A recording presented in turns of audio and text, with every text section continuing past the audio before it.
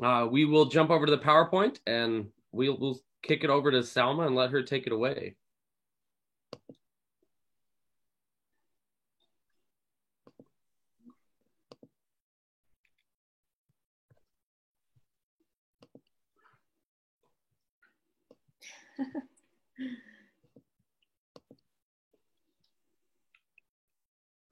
All right, I believe Salma, can everyone see the PowerPoint?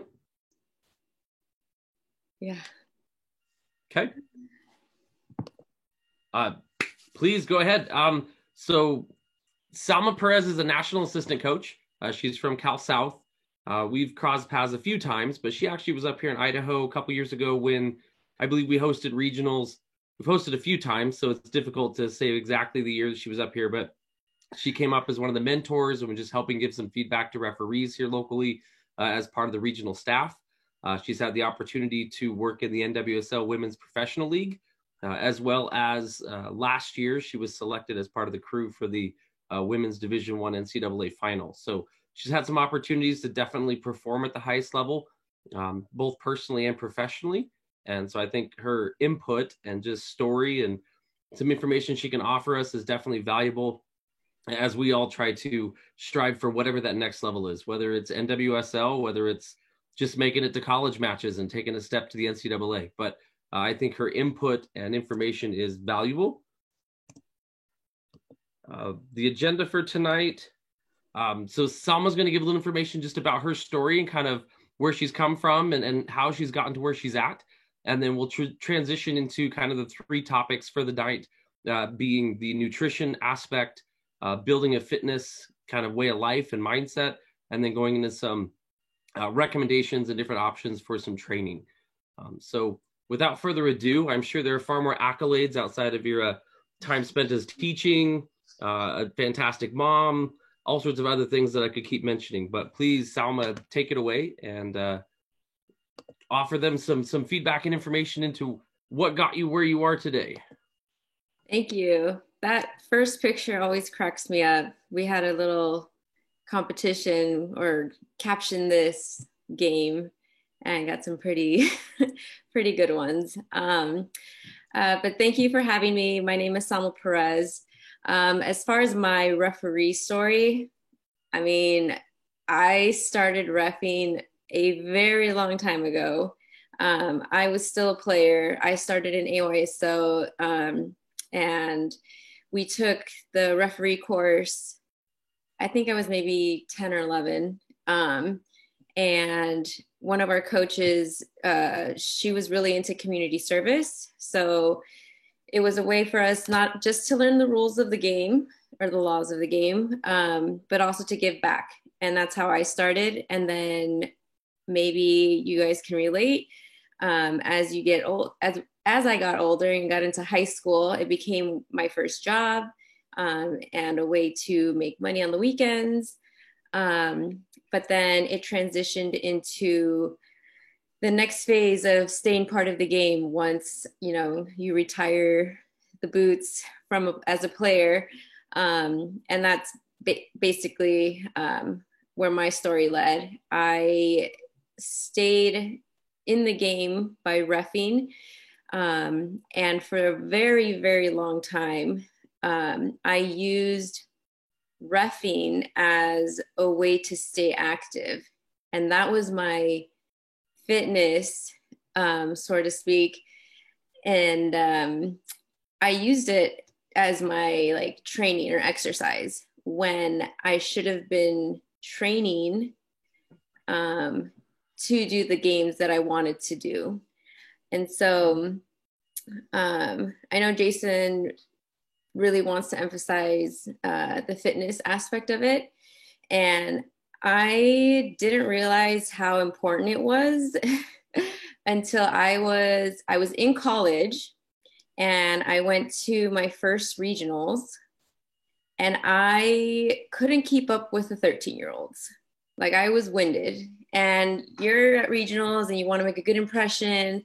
And I was just running around like a chicken with its head cut off. And I was winded in a U13 game. And I don't know if it was because I had all this adrenaline going and I was just stressed out, but that's when I knew, that was one of the first times that I realized that just reffing on the weekends was not going to be enough.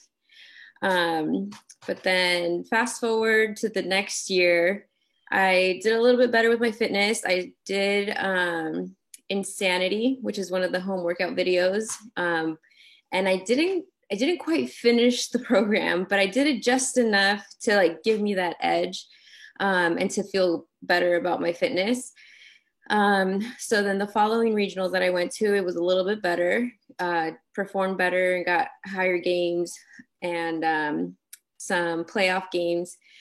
But then I got pregnant and I gained a nice 60 pounds during my pregnancy, which is about the double an average woman usually gains in a pregnancy. So after I had my son, I was really stressed out and very concerned that not only was I not going to lose the baby weight, but that I wouldn't be able to referee at what the time was the highest level for me, which was regionals and, going to nationals again.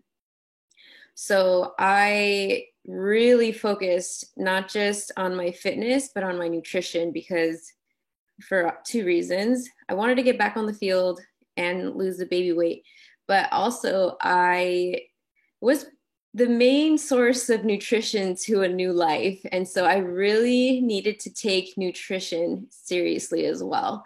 I really needed to fuel my body, not just from the workouts, but also because I needed to feed my child. um, so um, I initially did the workouts mostly to lose the baby weight, but then once that got under control, then I was able to focus more on the athletic part of it. And so I remember going back to the field and being extremely nervous because it was my first game back after having a baby, a C-section, having to lose the weight, and I just didn't know what it was going to feel like, coming back.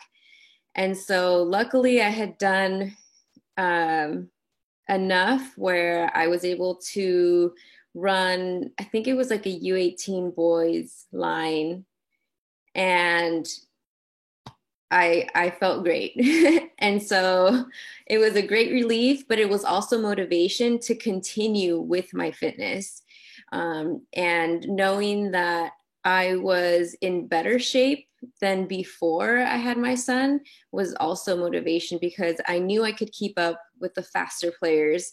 And so I got to a point where I wanted to get to the next level. I felt like I was stuck and kind of just at a, I guess, plateau as far as my referee career. So I reached out to some mentors and I asked them, I said, hey, you know what? I'm ready. Like, I know the game. I know I can do it. My fitness is there. Like, what do I have to do? And they both said the exact same thing. You got to pass the men's FIFA test. And I said, okay, I don't know what that means, but I'll do it.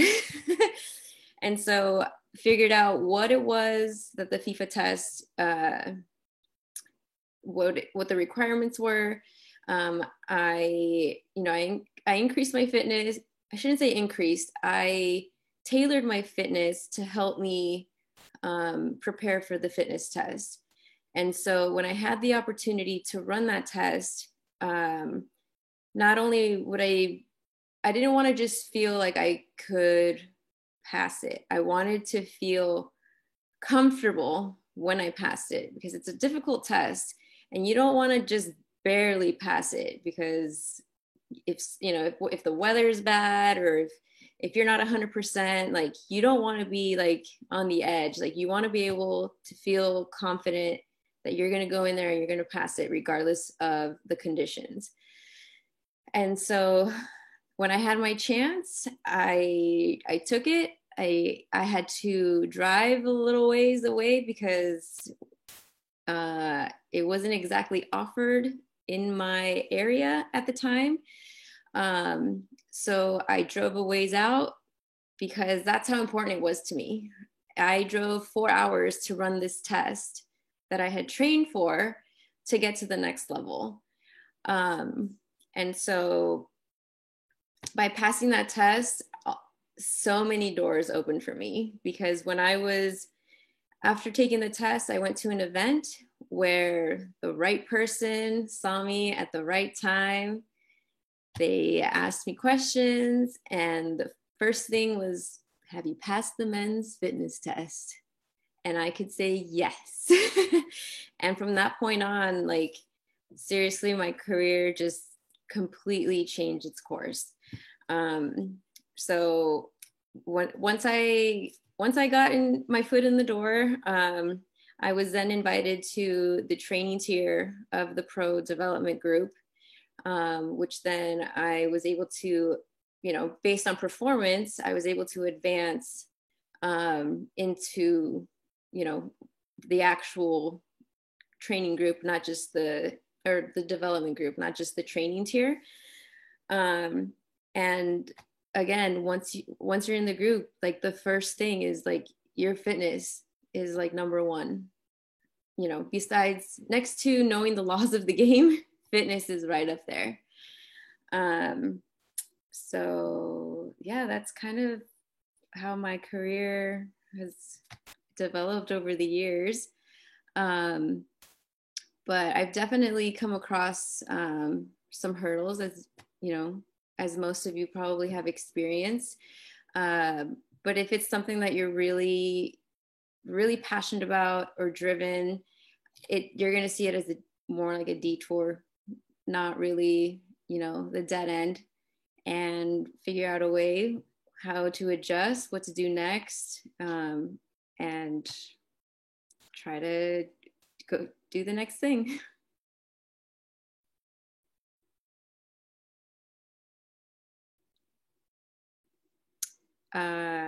Okay. So I really like the tagline at the top. It kind of goes along with what you were just mentioning about making sure that you're working for something. Like, don't necessarily settle for where you're at right now. Don't train for where you're at. Figure out where you want to go. So that was the FIFA men's test, and then train for that goal. Right. Yeah. So, I mean, a lot of times people don't want to train.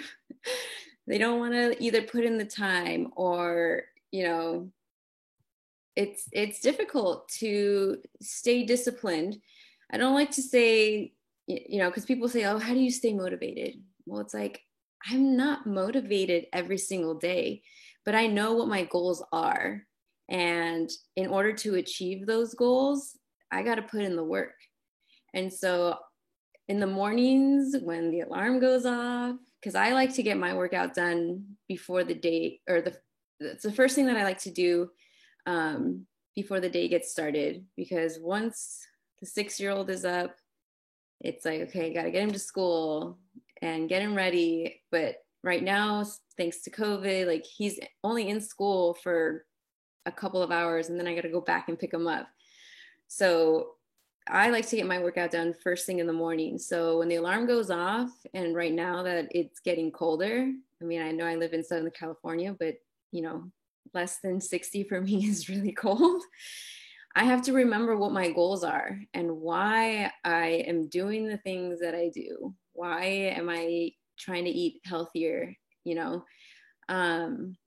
Why did I set my alarm for 5 o'clock? It's because I know what my goals are, and I know what I need to do in order to achieve those goals. And even during the workout, when I'm just like, man, this is a really hard workout.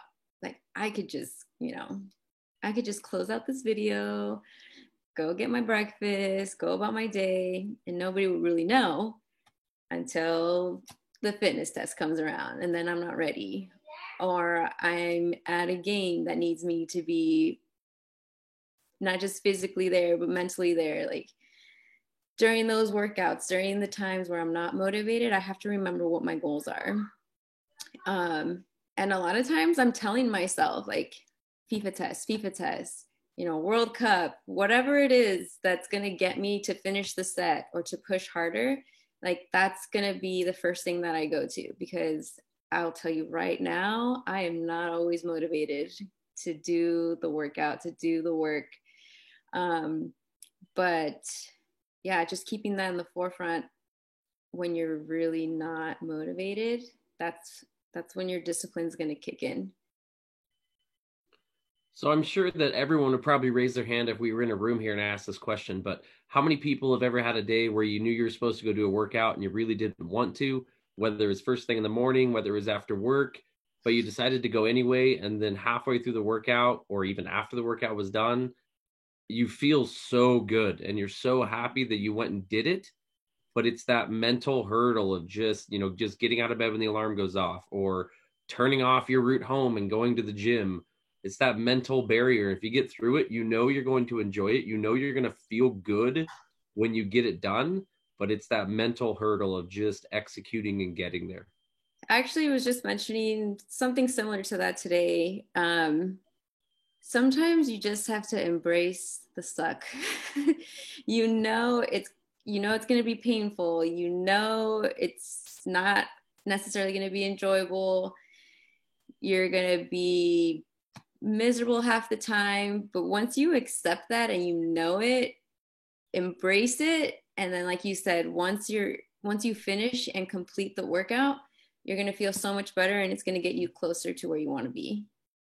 But not just that, I forgot to mention, like, once I came back from having my son and really taking fitness seriously and implementing it regularly, consistently, not only was I able to keep up with the players, what for me at the time was the next level, whether it was the finals at regionals, the finals at nationals, not only was I able to keep up with them and look athletic like them, but my decision making was 100% better.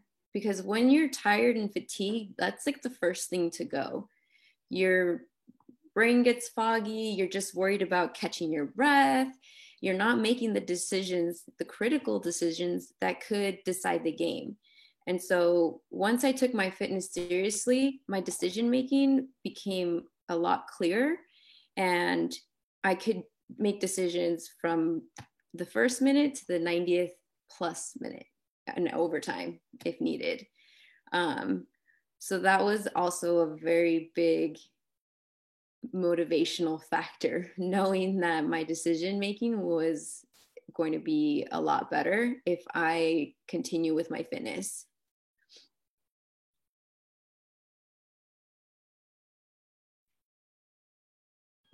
Sorry to get myself off mute that time. Yeah. No, I'm so glad you brought that up. We weren't even going to talk about decision making tonight, but if you're tired or fatigued and that's what you're thinking about, it 100% affects your decision making. So I love that point. That's a fantastic point to make. Or if you're hungry, because that would happen to me a lot. I would get hungry in the second half, and I'm just like, man, I can't wait to go to In-N-Out, or I can't wait to, whatever it is, or wherever you go after a game. And that is not the time to be thinking about your next meal. So I didn't used to do this before, but when I learned a little bit more about nutrition and fueling my body properly, I started having snacks, like kids have orange slices at halftime. Like, there's a reason for that. So I started bringing my own snacks and refueling at halftime, hydrating properly so that I could last the next 45 plus minutes, like I said, overtime. So that's also something that drastically changed my game. So it's something I think referees have always done a disservice to themselves. I know that we're here to serve the game, and that's kind of why we end up doing this. But, if a player's going to play 2 games in a day, they reduce the time and they try to make it easier because of the physical strain on them. But we have referees that are 3 times the age of the players doing 4 and 5 games a day, when it's 100 degrees outside. Mm-hmm. And then we're amazed when we are fatigued and we're cramping and we're getting injured. And I get it. We're serving the game. There's nobody else. You got to fill the slot, but we've got to respect our own bodies the same way, because it wears your body just as much, even more than the 15-year-old kid you're chasing. Yeah. They're far more resilient than we are. 100%. And I don't know what your guys' game schedule looks like, but I made a decision probably a couple years ago that I can't do more than 2 games anymore in a day. And it's because, like you said, we're doing not just ourselves the disservice, but we're doing the game a disservice because we're not able to perform as well as the game needs us to. And I feel it. And I know people joke about it, like once you hit 30, once you hit, 35, or once you hit 40, it's all downhill from there. They are not lying. It is the truth, and you don't believe it until it happens to you. And that's when recovery is so important, and nutrition as well. And that's what's going to help you with the recovery process, and getting ready for your next match. So real quick, I know that you're not going to spend the whole time with us, but is there a specific warm-up regimen or something you do, kind of a process you work through before a game to try to make sure that you're, not missing any muscle groups, or you're giving yourself that full, is there anything you focus on or kind of process through when you warm up or prepare for a match? Yeah. So, maybe some of you can relate, maybe not. But as a less seasoned referee, I didn't really take the warm up very seriously. Or maybe when you're younger, you can like use the first, 10 minutes to warm up for the game. But that's definitely not the case anymore, especially at the higher level. Like you see the players out there warming up for 30, 40 minutes. And as referees, we're doing close to the same. We're athletes just like them. And your first decision could be in the first minute. You don't have time to warm up. You have to be there. You have to be, you have a goal line decision, which it happens. So yeah, my warm up is, I wouldn't say like super extensive, but you want to loosen up, warm up the muscles, get some dynamic stretching in, and definitely some runs. I can't remember who it was off the top of my head, but it always sticks with me when I'm doing my warm up, that you don't want your first sprint to be in the game, because your first sprint could cause injury. And you don't want that to be in the game. Like you want to warm up, do a build up, and get some sprints in. Maybe not like your 100% sprint, but a sprint where you're ready to go when the whistle blows, because you could be the first decision, whether you're whether it's a dog so decision as a referee, or an offside decision as an AR, or goal, no goal, like those decisions happen, and you have to be ready once the whistle blows. So I definitely do take my warm up a lot more seriously than I did before, when I was just doing the youth games, at this local park or whatever. Perfect. Great. Hey, I forgot to mention this earlier, but shoot a comment in the chat if you have a specific question. I'm going to ask her to chat just a little about cool down and preparation for the next match and kind of recovery. She brought that up when she was talking earlier. But if you have a specific question about a warm up or recovery or something, drop it in the chat real quick, and then we'll circle back to a few questions here in a minute. So after a match, I know a lot of times, unfortunately, in the youth game, we're running off to another field. But as you have the opportunity to progress and move up and maybe get into that collegiate arena where you're only doing one or maybe two matches, or you're the higher level youth where you may have a game off in between, anything specific you do to hydrate or stretch or cool down, or any thoughts on how to start recovering for the next match? Yeah, so after a game at a higher level, I know some referees they go out there, they do a cool down run and they stretch and all that stuff. I do like to stretch after a game, and I view a game as a workout.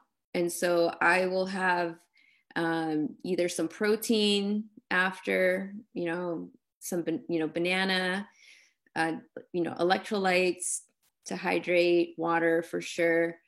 But that's just like more of an immediate, like once you're in the locker room, still at the game. But then after that, you want to be doing your foam rolling, after a game, you're going to be flying. So maybe some yoga or stretching.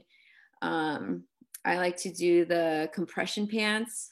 I don't have my own set yet, but I know, when you go to those places in cryotherapy, or if you don't have anything local, then you just got to go old school and do an ice bath.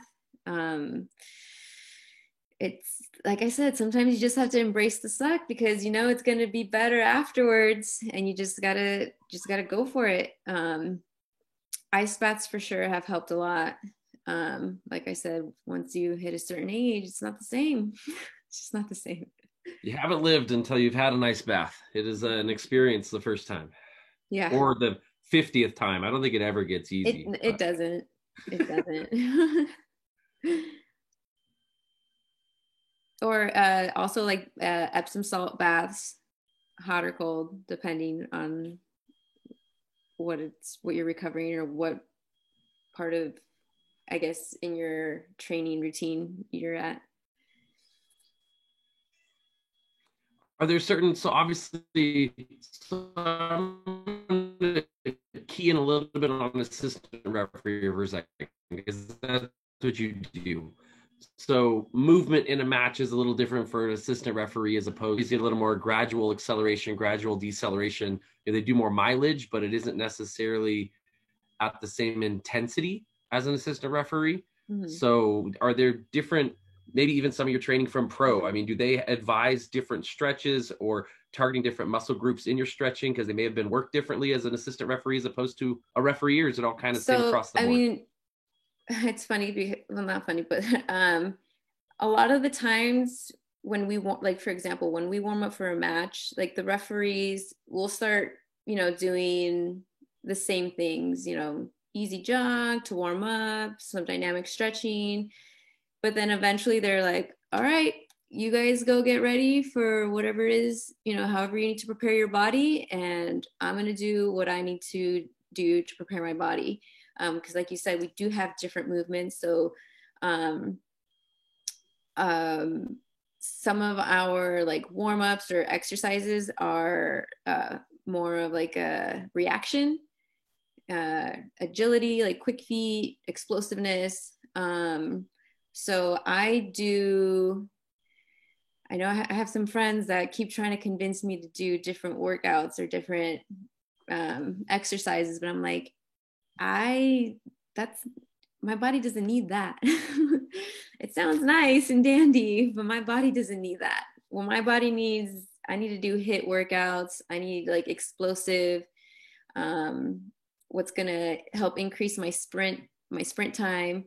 You definitely are going to need your endurance, because you want to be able to go 90 minutes, but it's not the same kind of endurance as a referee, because the referee has more of like a consistent, keep going type of run, whereas the assistant referee needs to be able to sprint, recover quickly, sprint again, recover quickly, sprint again. So I do a lot of HIIT and agility exercises to help with explosiveness, change of direction, because a lot of lateral movements also. So it is a little bit different, but you do have some components that are the same. Okay. We're coming up on that 30-minute mark, so I don't see any specific questions for you. We had one about what was your recovery. You kind of touched on that with just doing some jogging and some stretching, and then bringing the foam roller or one of the roll sticks in for sure, to really make sure you get some of that lactic acid back out of your muscles and just start getting some of that circulation back in. If you really want to go for it, you get a lacrosse ball, sit on that for a little bit. It's my travel buddy. I keep one in my suitcase. They're small. Yeah, it's great for like flights. Yeah. I mean, we run a lot, so a lot of tension builds up in your feet. So just take your shoes off with that lacrosse ball and just roll the bottoms of your feet. You'll be amazed at how much better you feel and more relaxed you feel just rolling out the bottoms of your feet. Absolutely. And lacrosse balls like $4. I mean, you can go to any Walmart pretty much.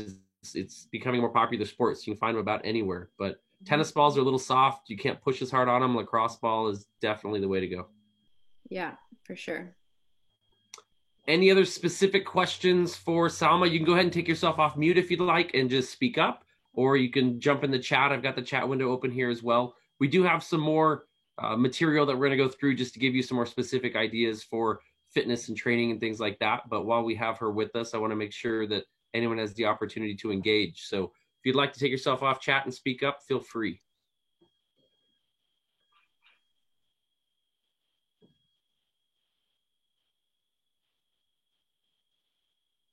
I'm a little disappointed there's not any girls on here. So we had one specifically that wanted to be here, and she had a meeting. She's actually going to be joining at 7:30. So right as you're jumping off, she'll be jumping on. Okay. I can tell you that the videos we've done previously and posted, I wanted to mention this in some of these, but I checked all of the reviews today, and a lot of them are hitting 60 and 70 views on YouTube. So there are a lot of referees who can't necessarily be here live. I mean, right. I'm showing 14 in the meeting right now, but there's definitely a lot of people circling back. So your story, the information, what we're talking about will get distributed across the state. Isn't Glenda on? Glenda and Rich both kind of jumped on together, so it might be showing Rich instead of Glenda, but I know that we may have one female referee currently active, yes. She's actually in a play, so she's rehearsing, but she's planning to watch the video later. Okay, so Rich just changed his name. Rich and something. Perfect. Well, Glenda, now you got me saying the wrong name. Salma, I know you have some other commitments this evening, so I very much appreciate you jumping on and just having a chat with us. I love your story, your success. It's real. There's a lot of referees, and obviously not the men on the call, that deal with pregnancy and then coming back from that. And so I think that's a very relatable topic to a lot of women that are referees. So I think that's a fantastic thing for people to hear and connect with you about. So I very much appreciate just the personal side of things you brought this evening. Thank you. Thank you for having me. I get nervous, but I do like sharing my story, just hopefully to not just the girls, anybody, especially with like the fitness aspect of it, because I didn't take it seriously. You know, I just, like I said, I used it to stay active. And I was doing both the game and myself a disservice until I took it seriously. Understood. And I think that's the realization. At some point in your career, you're going to get to a level that you can't, I guess, quote unquote, fake it anymore. Until then, you've been fit enough to get by. But at some point, the game's going to be higher than not training will get you. And at that point, it kind of I would like to think everyone has that realization of, wow, okay, I need to do more.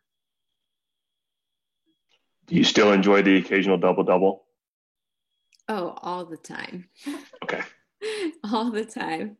Most of the time, my son will choose where we go out to eat, and half the time it's In-N-Out. So it's probably more than occasional. Nice. We're actually supposed to have an In-N-Out here in Boise within about 6 months. So I'm excited. Yeah, that'll help our fitness. Yeah. Perfect. Well, Salma, I'll let you jump off. Thank you very much. If someone shoots me a message with a question or something, I'll circle back with you just offline so that you can still connect with them. But again, thank you very much for jumping on the call with us. Sure, absolutely. Thank you, guys. All right. Have a good evening. Good night.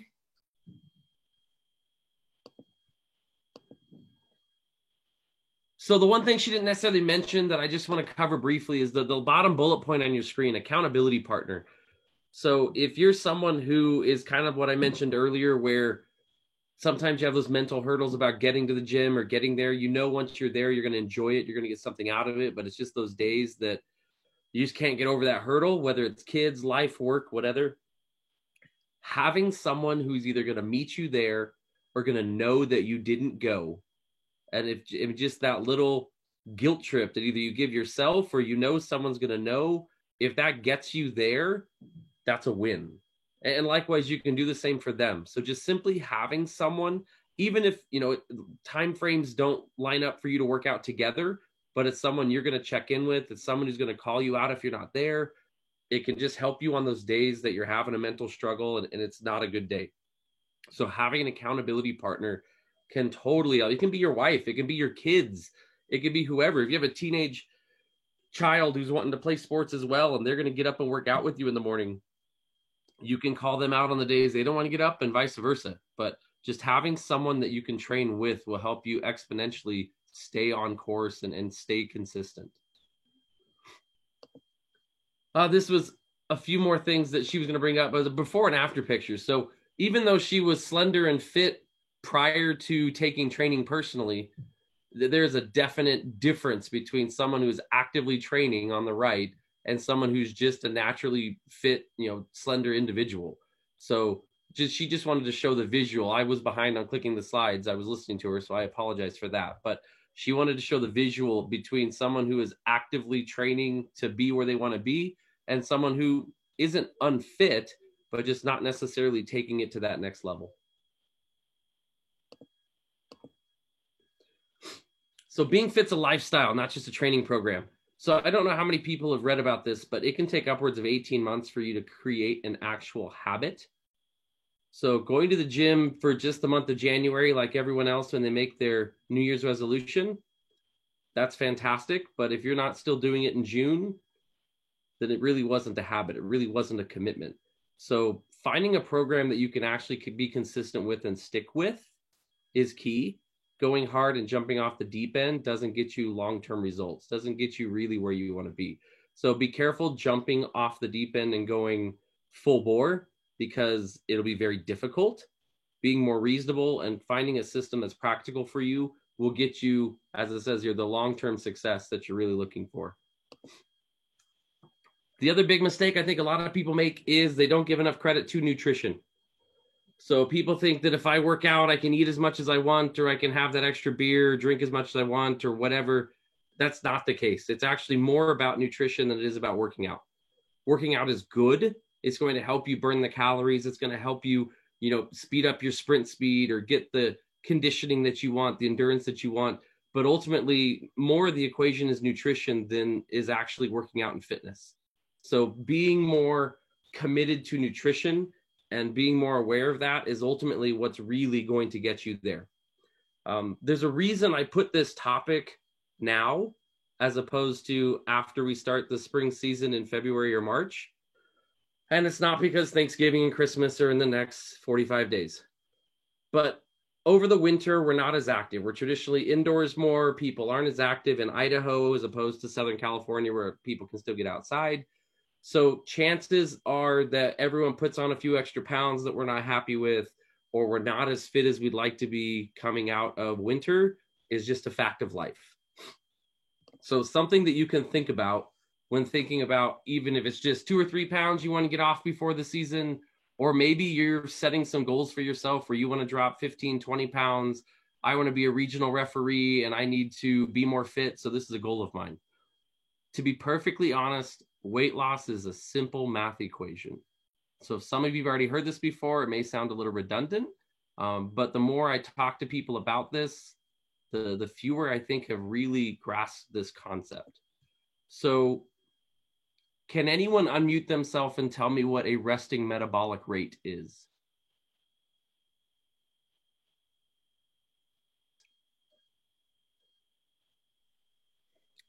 Isn't it the amount of calories you burn at rest? Correct. So there is an amount of calories your body will burn if you sat on the couch for 24 hours. Your body has to physically burn it to live. It's called your resting metabolic rate.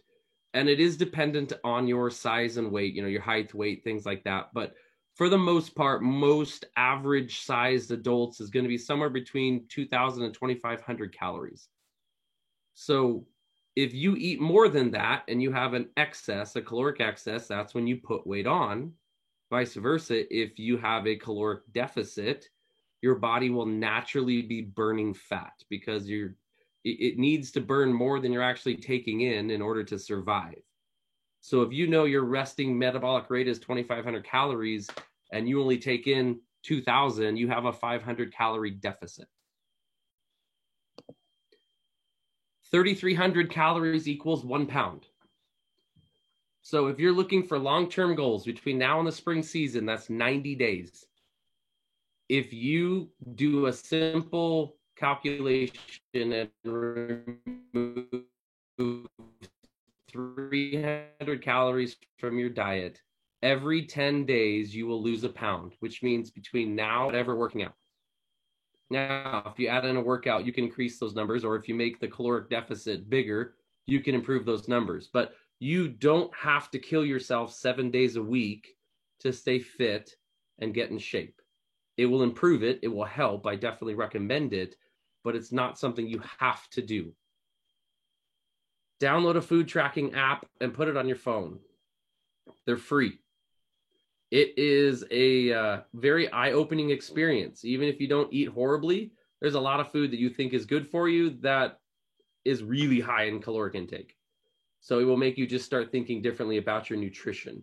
So look, this isn't a weight loss seminar. This is the only slide about it. But I want people just to kind of start grasping the concept of you can eat healthy and get in shape and then just use your workouts to increase your performance and increase your muscle tone. You don't have to work out to lose weight. It's a simple equation to get in shape when you start coming out of winter and start gearing up again in January, February, and March before the season. So recommendation would be is 5 days a week, do some type of training and activity. 2 days a week, use more as rest days. They don't have to be together. It doesn't have to be I work out Monday through Friday and rest Saturday, Sunday. But your body definitely needs a rest. When I say rest, that doesn't mean sit and do nothing. You still want to be active and move your muscles a little bit, whether it's a light jog or even don't run. Give your knees and back a break and ride the bike or go to the gym and use the row machine, swim, do something that gets those collisions out of your joints. But definitely work in stretching, yoga, some things like that into your rest days as well as your work days. But make sure you're getting good stretch and movement into your days. Another thing great is massage therapy. Obviously, as tension builds up in your muscles and joints, it makes it harder to work out. So working in a massage every once in a while will definitely help that as well. Doesn't have to be professional. If you have a spouse or a child, a teenage child, you can take turns helping each other. But just getting your shoulders, your back, your legs, it can be a roll stick, a foam roller. It doesn't necessarily be hands, but massage therapy can definitely help your recovery as well. So quickly, I want to go through this just to make sure people have an idea of different types of workouts. Salma mentioned HIIT training, and I know that that's not necessarily a term that's familiar to a lot of people. It's an acronym that stands for high intensity interval training. So a lot of the weight loss programs, a lot of the P90X, the Insanities, things like that use HIIT, high intensity interval training. These are 6 different types of workouts that you can start working in. I guess by raise of hands, you can do it via video. You can do a high five in the chat or anything. But has anyone felt the difference after, say, running on a track or running on, the sidewalk outside, and then all of a sudden you go and either do a training regimen or go to a match on a grass field? You feel the difference in your legs? So when you're on a hard surface that pushes back, you get more bounce and more lift out of your movement, as opposed to when you're on a grass field and it absorbs the force. It makes your legs feel heavier. So mixing in workouts on a pitch or training running in the grass as opposed to always being on a hard surface will definitely help your, not only your endurance, but just help the muscles and everything in your legs condition. So that's why that's mixed in on this as well. Excuse me. So US Soccer actually recommends free weight training more than cardiovascular workouts. They make somewhat of an assumption that most referees are runners. We are fit. But really it's more so free weight training, core fitness, total body fitness overall will make you a better athlete than just simply someone who runs all the time. People who just run and neglect any type of core upper body fitness perform less because they have less cardiovascular health. Their respiratory system isn't to the same level. So really it is recommended, whether it's 10-pound weights or 50-pound weights, work in some free weight training, both upper body, lower body, mix up your workouts. It will definitely make you a more well-rounded individual, but make you more fit, not only cardiovascular, but respiratory, and just bring in all sorts of other aspects than just running all the time. Mix it up between upper and lower body, so you're giving your muscle groups a break. So if you do upper body Monday, you can do lower body Tuesday. Wednesday, you can take a break day and do maybe a light jog with some stretching and yoga, and then repeat it. Thursday, you come back with upper body. Friday, you go back to lower body. Saturday, so you can just alternate it where muscle groups aren't getting hit back-to-back days so that they're getting some recovery time. The big thing here, and a lot of traditional athletes, it's what we were raised with in high school and raised with as we came up through sports. We get into the gym, and the first thing we're going to do is put as much weight as we can on the bar and try to lift it. So training is not about how much weight you can lift. It's more about the reps you complete. Reps are going to give you more tone and more fitness. Heavier weight is going to cause muscle growth, which isn't a bad thing, but it's just a different type of fitness. You're training to be a runner, not necessarily training to be a power lifter. Likewise, you don't necessarily have to have a day that's all core. You can just add 10 minutes of core in at the end of your legs day or end of other days to keep and obviously it'll help you look a little different in a swimsuit. If you're doing core 5 to 6 times a day as part of your workouts, you'll enjoy looking in the mirror a little more, but it will also help your core strength, your respiratory, everything. Make sure you're adding core into your workouts.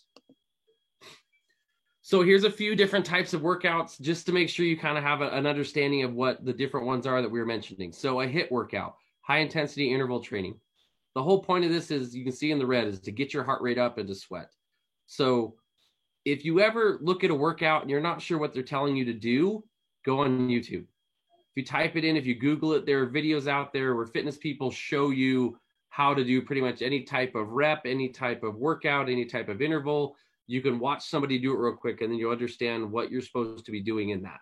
But quick feet, walking lunges, drop squats, star jumps, burpees, and push-ups. So you've got 6 different workouts here that are all going to make your heart rate jump, really get your muscles going, your blood flowing. As a beginner, when you first start this, you're doing 30 seconds on, 30 seconds off. Anyone who's in the fitness world has heard the word Tabata. This is similar to a Tabata workout where you're 10 seconds on, or 20 on, 10 off, 20 on, 10 off. But you're really just trying to spike that heart rate and really get your blood flowing, your heart rate going. It shows as you work up into the advanced, you're going to work out for 45 seconds and then take a 15-second rest. This says do this consistently for 25 minutes. I would recommend go through like 4 or 5 sets and then take, a 60-second break or a 90-second break, and then go back and do another 5 sets, and then work into, if you can do this workout consistently for 25 minutes, your fitness will be fantastic. I don't see that, for a normal person out of the gates being able to do this whole workout consistently for 25 minutes. We're going into winter, so the opportunity for us to run outside is getting less and less. Obviously, it was 25 degrees this morning in Boise when we woke up. It's going to be tough to really get out and get a good workout in at 5 o'clock in the morning. So if we're at the gym, it doesn't mean you can't interval run on a treadmill. Set it for a 2-minute run, 30-second walk, and then take a 2-minute break in between, and try to hit your run somewhere between 7.5 and 9 when you start out. And when you're walking, drop it down to like a 3 or a 3.5.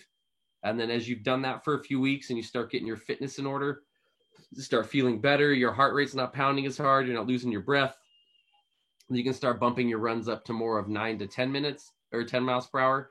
You're doing 2 minutes solid. So be careful. A 10-mile-an-hour run is going to start pushing your limits if you're doing it for 2 minutes flat. You're not doing a 30-second run and then coming out. This is for 2 minutes solid. So make sure you can finish it. If you can't finish the workout, then you're doing yourself a disservice. So once again, grow slowly. Think of the long game, not necessarily the slow game. So pick a certain speed and do it for a whole week. Don't try to bump it up too quickly. Make sure you can perform at that level before you take that next step up. Jason, will you email this out? Yes. So these are all from a Fit6. I think Eric Anderson actually sent it to me a couple months ago. There's a ton more of these type workouts. I will email it out. It's a PDF, and then I will also post it on our website. So you don't have to try to memorize everything that's here. You will get a handout of it. This type of workout, the pyramid, is one of my personal favorites. So you're going to start with a 5-minute run, 4-minute run, 3-minute run, 2-minute run. And so you're not necessarily picking up the speed, but you're working into tighter and tighter intervals. And then when you get down to a 1 minute run and a 30-second walk, then you flip it and you go backwards again. So then you do a 1 minute run followed by a 2 minute, followed by a 3 minute. And so at the end, you're doing a 5 minute run after you've been working out for 30 minutes. So and this is if you do it multiple times. This will not take 30 minutes total to do this whole thing, but it does add up. So pyramid runs are fantastic. If you want, as you hit your walks, you drop down to that 3 or 3.5 miles per hour, you can kick a little incline up and get to a 2 or 3 incline in your walks so that you're still getting a little more work out of it. But when you're doing your runs, I would definitely recommend making sure your treadmill is at a 0 incline so that you're really making sure you can get through the workout. Doesn't do you any good to up the incline and then not be able to finish.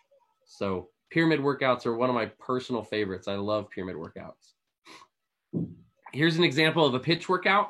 It's pretty much intervals again, but you do it out in the grass. So again, all these handouts will be available to you, but you do your A set at the top, you 60 seconds after going through that, repeat it 3 times, rest a minute, and then go back and do B. And so B, you have a long and 2 shorts and then a long. So it's breaking up the distances that you're running and the intervals you're running. But then at the bottom, it shows you that at the beginner, your goal is to be 130 seconds for your A group, 70 seconds for your B, and 30 seconds for your C. And then it'll show you how those can escalate and improve from there.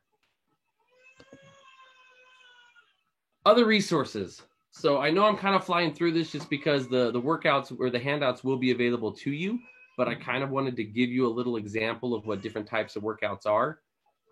I know that I'm kind of committing a U.S. Soccer faux pas here by mentioning NYSOA, but they actually have put out a lot of really good resources recently, so that's why I wanted to bring them in. Salma is a certified coach for the whole Beachbody program, which they have Insanity, they have Asylum, they have, to be honest, like 30 different kinds of the HIIT training. So they're a fantastic tool. P90X has been really big, and a lot of people recognize that slogan or that brand, but there's workout programs that can help you. Ironically, Pinterest, anyone who's on Pinterest, type in ab workout, legs workout, upper body workout. There's just as many fitness people on there as anywhere else, and you can actually get some fantastic workout recommendations and regimens off of Pinterest. Is actually a fantastic resource. YouTube as well. If you're wanting to do a yoga day, but you don't really know how to do yoga, jump on YouTube and type in beginner yoga or type in yoga for athletes. There's a ton of videos about yoga, and they'll walk you right through different things you can do to help you. As I mentioned, NYSOA. So anyone who's not familiar with what NYSOA is an organization for college referees, National Intercollegiate Soccer Officials Association. They've actually had a big change of the guard in the past 2 years, and they've brought in 3 or 4 people that are professional referees with U.S. Soccer that are doing a lot of the instructing and resources there with NYSOA now, and they have a fantastic offering for fitness. So if you go to NYSOA.com, at the top in the bar, there's a selection of the fitness tab. If you click that, there is probably, I would say, 50 plus different workouts there that they have posted on how to do it, timing, everything, and it's all geared around being a soccer referee. Over the summer during quarantine, they actually had 2 or 3 of their people complete the workouts via video and recorded them and posted them. So you can actually go on to the YouTube NYSOA channel and see videos of referees completing the workouts. So if you're wanting to know what they're like or how I do them, there are actual videos of the workouts being completed. So fantastic resources available to you there. Another thing is just talk to other fellow referees. If there's a certain thing you're wanting to do, or you see someone and you're like, man, I saw you 6 months ago, you've lost like 30 pounds. What are you doing? Talk to them. I know they're going to love to talk about their success. So you're building that community, you're building that relationship, but I'm sure they'll probably have a recommendation or a suggestion that might be able to help you in what you're doing. So talk to other referees, ask them for ideas. If you have the financial wherewithal and you'd really want to get focused, hire a trainer, work with a trainer. There's nothing better than having a professional accountability partner to call you on it when you're supposed to be there working or supposed to be there at the gym doing what you're supposed to do.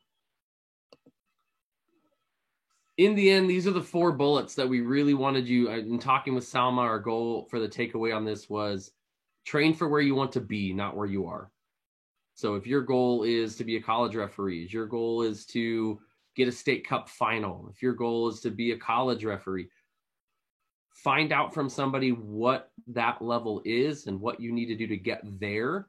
For her, it was the men's FIFA test. If you want to know what the men's FIFA test is, we can get you that information. But find out where you want to go and then train for that, not just where you are. Always, I mean, it's not a bad thing to be happy with what you've achieved, but there's always more you can do. So don't be afraid to press on. Fitness is a life choice. Create a habit of being fit. So it's nutrition, it's habit, it's consistency, it's lots of things. So it's a life choice, not necessarily a regiment. Nutrition versus working out. And then as we talked about recovery, always stretch. If you come out of the gates with too much weight and you work out too hard, you'll be so sore within 72 hours, you're not going to want to go back. So spend time stretching, make sure it's something you can consistently do so that you can make a habit out of it. You got to do it for 18 months. That means you better not be walking like the tin can on day 3. It's going to be hard to make it 180 days when you're walking like a tin man with no oil can on day 3. Okay, so try to figure something that you can commit to that is consistent and you can actually follow through with. I know I blew through that material pretty quickly. Any questions? I've been looking at the chat. I haven't seen any chats pop up. Any questions at all about fitness, about types of training, about nutrition? You know, we're coming up on that 60-minute mark, so I want to make sure that we're respectful of your time. But any questions at all about any of the information you've seen this evening?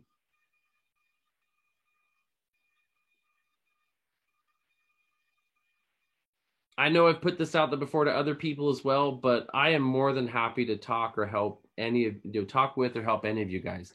If you're running into a wall, if there's a goal you want, if there's a how do I achieve this, please ask. Myself, Rob Walters, any member of the state referee committee, Rich Evelyn's on this. I mean, we have regional referees on this call. Eli Asante is a regional referee. I know we have people on here that want to be referees. Jason Steiner, I don't know if Nicole Steiner, Alex Calderon. Some of our new regionals are on here. So they obviously have been working hard. They just completed their upgrade. So ask others, you know, find out what they're doing, see if it'll work for you. It's not the same for everyone. People are different. I'm just like Salma. I get up at 5 a.m. with my wife and work out in the morning because that's when I can get it done. By the time I'm done at the end of the night with the 1-year-old and 4-year-old, I do not want to work out. I'm going to go to bed. So I get up before they get up. But other people aren't morning people. They'd rather work out in the evening. So find what works for you.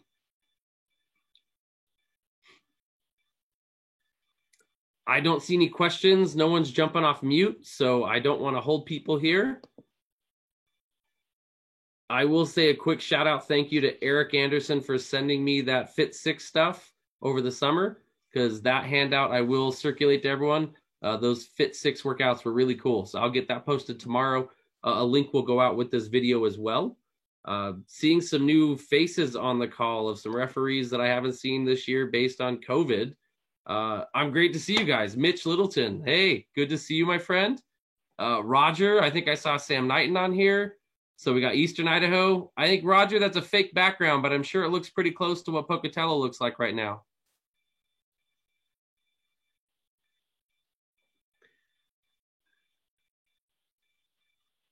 Here, I'll unmute you. I got you.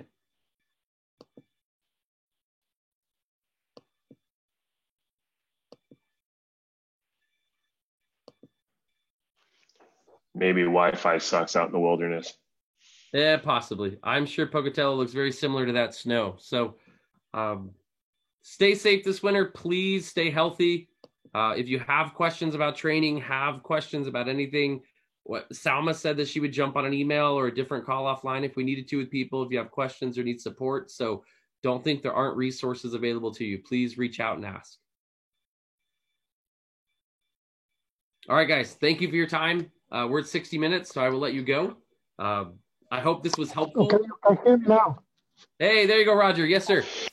Yeah, actually, this is my front yard. It's a park, and in winter, this tree is just that way. So I take a picture and I put the background. It looks fantastic. That was very great meeting, Jason. And I want to tell you that I lost 25 pounds with a special diet, but to keep it my fitness, I do a workout in the morning. The same, they say intense workout. I do 30 seconds of sprint. I rest in 30 seconds. I did 4 times of those. Then I did a climbing hill. I don't know what's called that thing, but I did 3 or 4. They take me 30 minutes. I feel great. Roger, that's fantastic. Even outside of soccer, I'm sure you feel better just in life in general. So that's fantastic. Of course. There is a question here real quick about we'll be running a fitness test. So U.S. Soccer did not allow us to require fitness tests for anyone who was recertifying. So regional referees who were maintaining pretty much got a pass going into 2021. But yes, it will be offered this spring. We have some people that are wanting to possibly try to upgrade. So that is for people upgrading, it was not waived. For people recertifying, they did waive it. So anyone wanting to upgrade to a regional referee will need to complete the fitness test. So yes, it will be offered. I would assume there will most likely also be a NISOA fitness test for people who are wanting to do collegiate soccer. So the answer is, to my knowledge, yes, there will be a fitness test in 2021. Obviously 2020, it's a bit late and cold and COVID hasn't allowed it yet. But yes, going into next year, next spring, we will have a fitness test. All right, guys, have a good evening. I'll let you go. Thank you. Good night. Bye-bye. Thanks, Jason. Safe.